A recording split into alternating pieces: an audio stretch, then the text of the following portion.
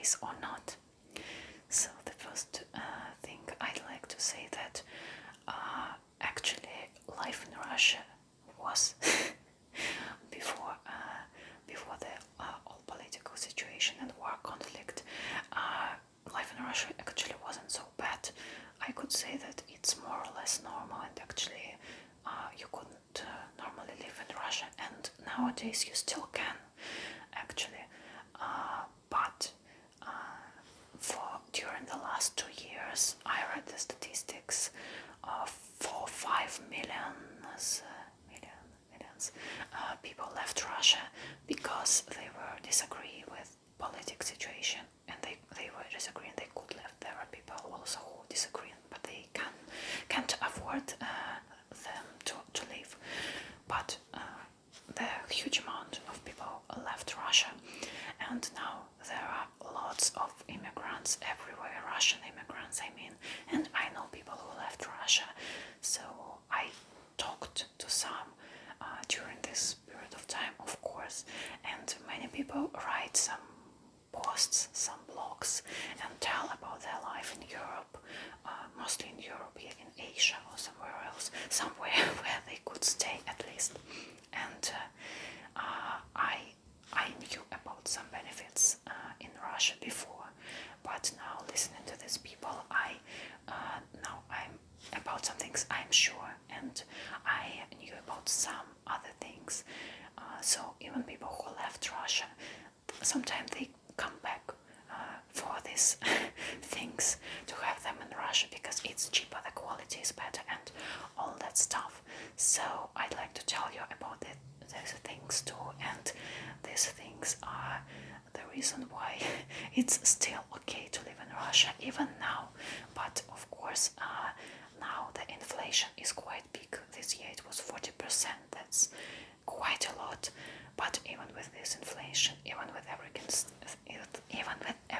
still there are some things which even people who left Russia, who don't like anything, they admit that these things in Russia are better than in Europe or somewhere else. So let's begin. The first thing is medicine. It's in Russia. It's comparing to Europe, to America. I don't know about Asia.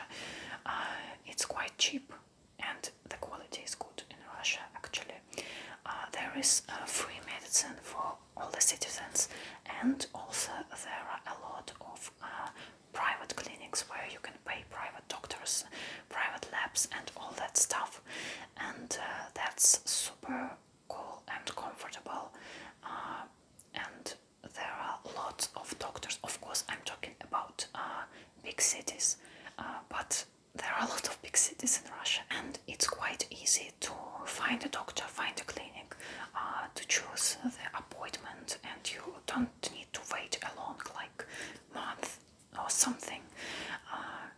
If you use free medicine, you also can do this, but usually people do this only if they have no money at all. I mean, if they are poor or something, or old ladies do this because they don't want to spend a lot of money on medicine. So, but most of the people whom I know, they use private medicine, and they are completely okay with that because it's usually not so expensive, not so terribly expensive as in Europe or USA.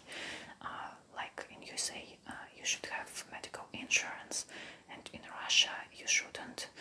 So you can just go to some clinic and pay and get everything you need. And for example, this summer I went to the dentist and I treated 2 teeth.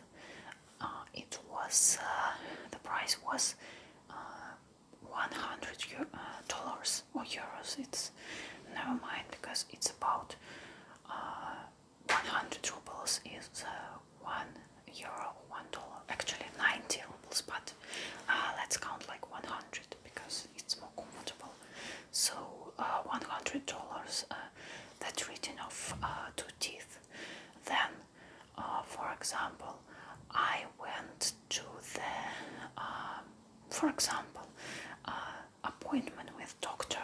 Of course, it depends on how to say it, category. For example, if it's a professor, the price is, I don't know, from $35 until $60, for example. Of course, it can be bigger, but it's average. If it's a usual doctor, it's about $20 appointment.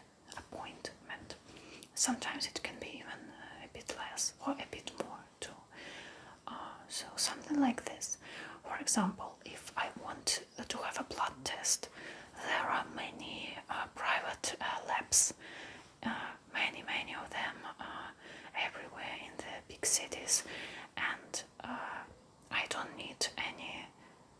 I don't need any papers from doctors that I have to do this. I can get them if I want to do this for free, but for free, okay. Again, it's difficult. It's you have to go somewhere early in the morning and all that stuff. But I can just come there in this clinic. I can choose this private lab watching the map. I can go there each day I want in the morning or in the first part of the day, and to have this blood test or each kind of test, even hair test I can make. And for example, recently I made a test about my iron, zinc and vitamin D blood test, and the price was about 20 to 25 euro, and they make it in one day, and then they send it to you on your email, and that's it. That's quite comfortable, quite good. So you just come pay and do, and that's okay. You don't need anything else. And also the same thing with many other procedures. I just don't do that, but anyway, you can just come and do. Also about blood tests and all that stuff, you can download an app of this clinic, and if you take some tests several times in some period of time, you can see there the progress, and so you can check everything there. That's quite good and quite comfortable. So people who left Russia, they come to Russia to have some medical treatment, to get some medical services, because the level is quite good, quite high, and it's not so expensive as in Europe. Also, I heard from Russians who live abroad, for example, many of them are shocked that, for example, medicals who take blood, they don't use medical gloves. I mean, in Europe or somewhere else, and in Russia it's impossible, for example. Yeah, there are just many small things which I probably won't describe now, but some small things which are about safety, about clearness. That's quite important in Russia, and medical stuff in Russia does it. And for Russia it's quite common, but in Europe I heard that people don't care about that because they don't think it's so important. And in Russia it's quite important to have, so in medical sphere at least, it's quite important to do everything, so everything is clear and okay and all that stuff. Also, ambulance, you can call to the ambulance and it will come for you for free. That's absolutely normal. Many people do this. So they come to you and they treat you at home, or what else? They can take you to the hospital, and that's all for free actually, if you have citizen insurance, but everyone has it who has got citizenship.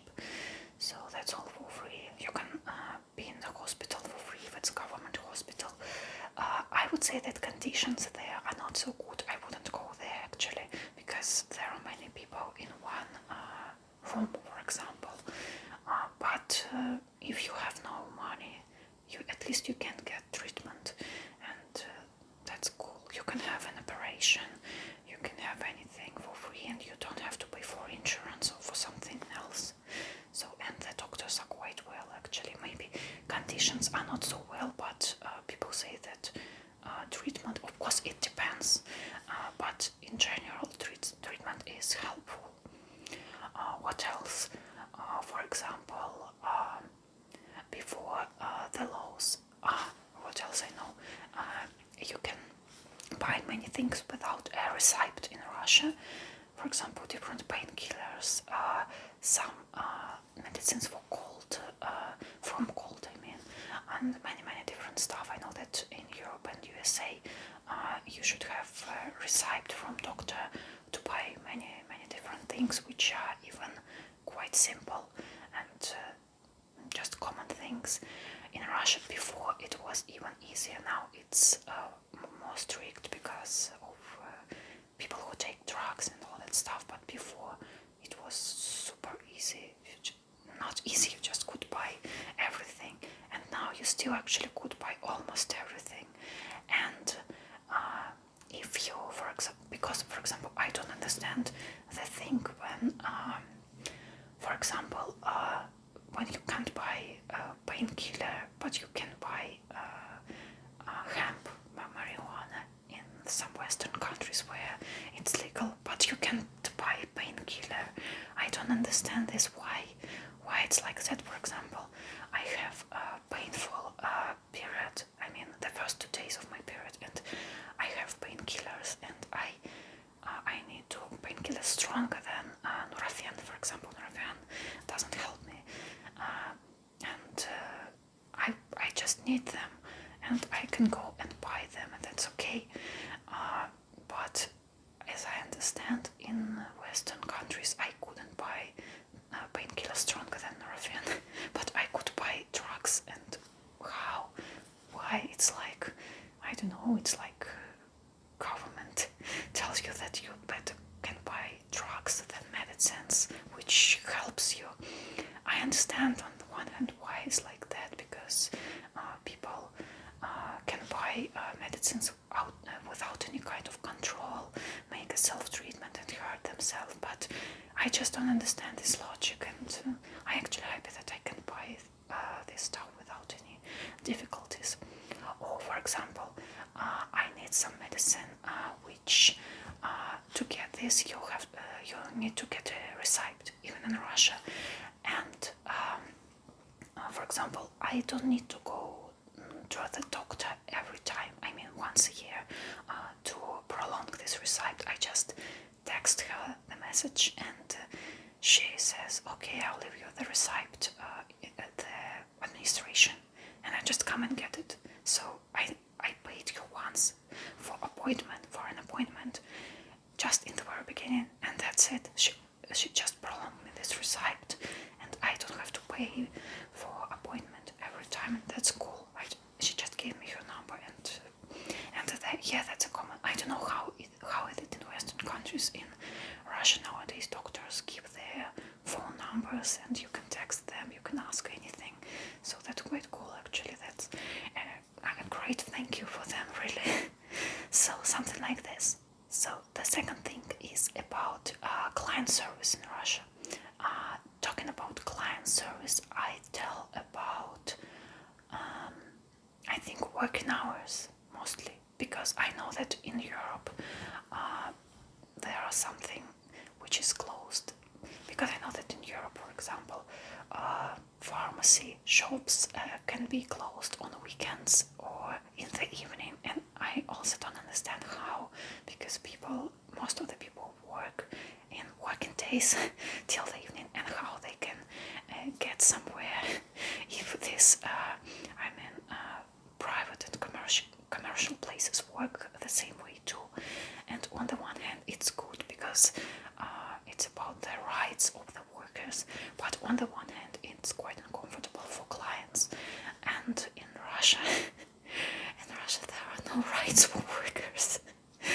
So everything is opened. Everything is open till the late evening, till 10 o'clock, 11 o'clock in the evening. Post offices, for example, they are open. They work till 8 o'clock in the evening, and it's a government thing. So that's quite usual. And I can't imagine like a week holiday for some place, like Christmas period.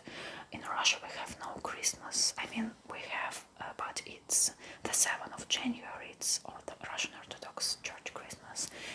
but it is celebrated only by very religious people. And the main holiday in Russia is New Year, so it's the main super important holiday. Everyone celebrates it.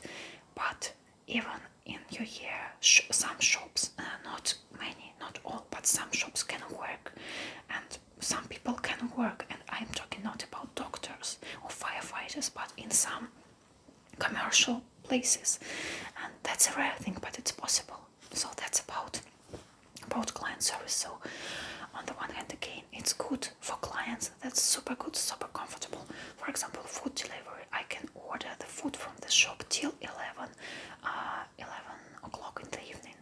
That's quite cool. But of course, if you are a worker, you have this long day or night shifts, and that's difficult. In Russia, most popular or working time is typical 5 days a week, from Monday to Friday, 8 hours per day. And the second one is it's called 2 after 2. So 2 days you work, 2 days you rest. But usually when you work like this, your work shift is 12 hours. So you work 12 hours. For example, from 10 to 10, from 11 to 11. So you finish in 10 or 11 in the evening, and of course that's not really comfortable, but some people, they work like that. Or after 3, so you work 3 days like that, 12 hours, and then 3 days you have rest. So you can write, how do you like this system, and would you like to live like that? So everything for you as a client, but if you are a worker, you work like that. And would you prefer to have such kind of system for very comfortable for you, but also some people, and probably you also, should work like this? So tell me, it would be interesting to listen. The next thing is internet. I know that in Russia internet is quite cheap comparing to Europe and probably USA, and I don't know a lot about USA, but people who left Russia and live in Europe, they find a lot that it's super expensive to pay for the internet there. In Russia, I would say that it's cheap, and we pay for their internet at home. Home internet, it's about $9 per month, and mobile internet in phone about $6 per month. That's something overage for Russia. Maybe it's possible to pay a bit less, or maybe more. So something like this. The next thing is heating. Russia is northern country, and heating is quite important here, and it's quite important to have it cheap, and we have it cheap actually. I know that in Europe people save their money on heating, and sometimes it's cold in their houses because heating is quite expensive, and in Russia usually it's not possible. We have some cold periods. For example, right now in September we have heating usually since October until May, something like this. But in September it's usually quite cold because we still have no heating, but it's not so warm as in the summer period. Sometimes it's also cold in the May, and heating is just finished. So something like this, but usually it's okay. Usually the heating is quite well, and it's super warm in the flats. And I remember when I was in Germany, once I lived in the house in the spring, and it was cold there because they saved money for heating, and for example they turned on heating just in the room where people were, and that's it. But in Russia there is heating, and I'm talking about block of flats. If you have your private house, yes, you should take care of your heating by yourself, but also it's not so expensive.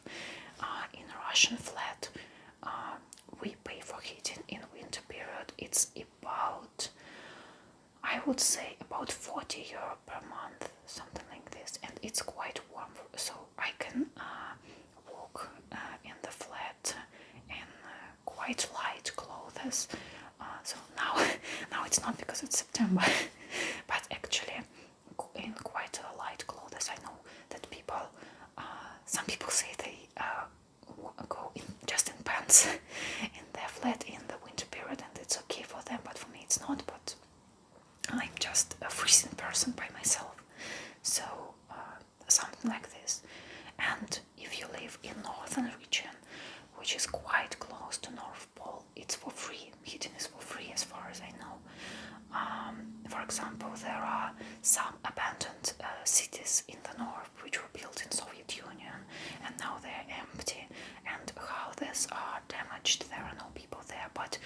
travelers who came there and went into this house, they said that there was heating, so they touched the tubes and they were really hot. So even there, there is heating for free in abandoned houses.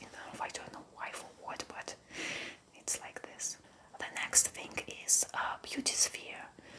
I don't go to beauty salons or something like this, but many people from my surroundings do, and all they say that it's quite good and quite developed in Russia, and people who left Russia, they say that, and I also read some forums and so in the internet, many people wrote that in Europe beauty services are not so good. Again, it's about cleanliness, safetyness, about about some small things, and I think in Russia it's very developed, and I also know that people in Russia, they're quite requiring, and that's why about beauty sphere, and that's why masters who work there, they try to do their best because they want to have clients.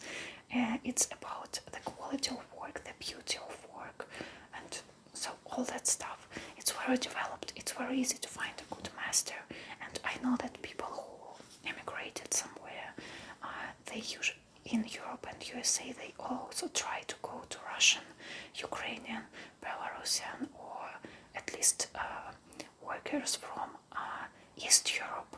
So if you're looking for some good master in beauty sphere, I can recommend you, I don't know, to find some group on Facebook like Russians in this city. I don't know how you translate actually everything, but I think there will be some topic. For example, can you recommend me some Russian master here? And you can go to them, because I think that should be okay. Or you can just find some Russian, Ukrainian, Belarusian, or Polish, or someone from East Europe. The next thing is documents in Russia. I mean, some bureaucracy. I don't know if there's such kind of word in English. So, for example, all your documents, your passport, some stuff. If you need to apply something for something in Russia, there is an app in mobile phone, and you can download all your documents there, and you can do everything online. You don't need to go anywhere. You don't need to send some mails. You don't need to do anything. You can just order some papers there, some documents there, and that's super comfortable, and that's super great. And I heard that in many countries there is no such kind of thing, but it works really well, and that's cool. Because when I hear that in Europe, or in Europe, I don't know about USA, you should send some paper mail about some documents, about some government things, or wait, paper mail.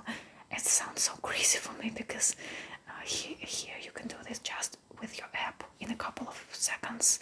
Of course, there are some things which you should wait, but they just write you in the app, and that will be okay. So like this. But of course, the opposite thing is that this app has all the information about you, about your documents, about all that stuff. And if government wants to do something with you, then they can do it easily. Some people, they are afraid about this because they don't trust government nowadays. The next thing is bank system. It's also quite developed. There are mobile apps. They work quite well. They're quite modern. Everything is super fast. You can transfer your money super fast. All the operations are just in a couple of seconds. And I know that in Europe sometimes you should wait for a couple of weeks or something like this. A couple of days. In Russia, it's usually just a couple of seconds, and that's quite okay. So that's cool, and that's quite cool that you have apps and all that stuff. We have apps and all that stuff, I mean. So that's very modern, and I like that. Actually, IT services in Russia are developed quite well too. So that's why everything that is connected with different apps or websites that works really great. And I can say that's cool, and that would be cool to have that in the other countries too. One more thing is delivery and online shopping. There are a few online magazines like Amazon, but not Amazon. We have different in Russia, and also some apps where you can order food, and that's quite comfortable. And actually, talking about Amazon, I was shocked when I knew that the delivery services, you should pay for them. So you pay for the good and for the delivery services. And here it's not like that. It's for free. So delivery is for free. And in one shop, if you refuse, so if you want to bring back you bought something and you want to bring it back, just in one shop, it can be for free, can be for some small money, and the other two shops, that's for free. You can give it back. You can have it for free delivery. That's absolutely normal and okay. And I was shocked to know that in Amazon you should pay for delivery. That's crazy. I don't know how would I live with payment delivery, because I order a lot of things online, and that's quite well actually. What else? Food delivery, that's also quite good. I don't know if the food delivery developed in Europe or in USA, because it's not so expensive. And for example, I use free services. One is there is the smallest how to say, the smallest amount of goods there, but the delivery is the fastest, from 15 to 30 minutes. The other one is okay, there are lots of goods, but maybe it's a bit more expensive, and the delivery is in 30 minutes. And also the third one I use, it's about 2 hours. Delivery is about 2 hours, but there are lots of goods. And nowadays I don't go to the shop by myself. I order everything online. So I use food delivery, or these things like you have Amazon and we have our own shop. So I almost don't go to the shops by myself the last few years, but it developed so much because of the pandemic. Before pandemic it wasn't so developed. It was, but not so much. And now that's quite common thing, and that's cool. That's great. I'm happy to have it. I'm used to have it. I don't want to lose it. So something like this. The other thing, I'm not sure about Europe actually. It's about transport, because I think that transport in Europe is okay, but some people told me that it's not really okay. And in USA, I know that it's better to have cars in everywhere except maybe New York. In Russia, in all big cities, and just in cities, in towns, transport is developed really well. You can live without car. Many people, not many people, but I know a lot of people who live without car, without driving license all their life, and they're okay. They can use transport, and there are subways in big cities, buses, trains, different kind of trains. So that's okay. Of course, it's more comfortable with car, but you can have no car. Of course, if you live in the village, in the forest somewhere, yeah, you'd better to have car, but it's like everywhere. But even in the city or town, you can live without car, and that's quite okay. And it's not so expensive, I guess. I mean, transport. I know that nowadays, if you buy just one, for example, in my area, if you buy just one ticket for bus or subway, it's about 60 cents or 70 cents. But if you buy, of course, some cards, many trips, and then it can be cheaper. But people say that now it's too expensive, and it really is, because in the last years the price increased very high. It was much cheaper actually. So something like this. And there were all the good things in Russia, which makes life here not so bad even now. There are many things that have changed, and many bad things now, and why many people left Russia, but still there are some good things, and that would be cool to have them in the other countries too. And write me, maybe there are maybe Russian immigrants just don't know about them. So I hope that this video was interesting for you. Thank you for watching and have a nice day.